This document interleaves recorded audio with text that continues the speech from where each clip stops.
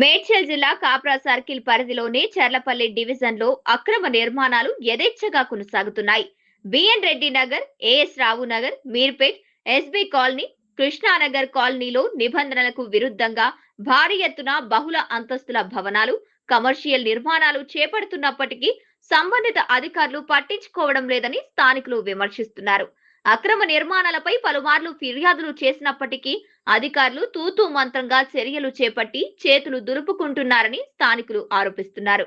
కేవలం పత్రికలకు ఫోజులు ఇస్తూ చర్యలు తీసుకుంటున్నట్లు చూపిస్తున్నారే తప్ప వాస్తవంగా ఎలాంటి కఠిన చర్యలు కనిపించడం లేదని అంటున్నారు.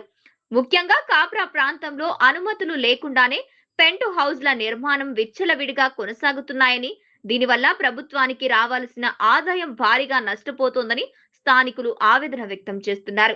గతంలో అధికారులు సీజ్ చేసిన భవనాల్లో సైతం తిరిగి కమర్షియల్ కార్యకలాపాలు, పెంట్ హౌస్ నిర్మాణాలు జరుగుతున్నప్పటికీ అధికారులు చూసి చూడనట్లు వ్యవహరిస్తున్నారని ఆరోపిస్తున్నారు. అక్రమ నిర్మాణాలకు కొంతమంది అధికారుల అండదండలు ఉన్నాయనే విమర్శలు కూడా వినిపిస్తున్నాయి.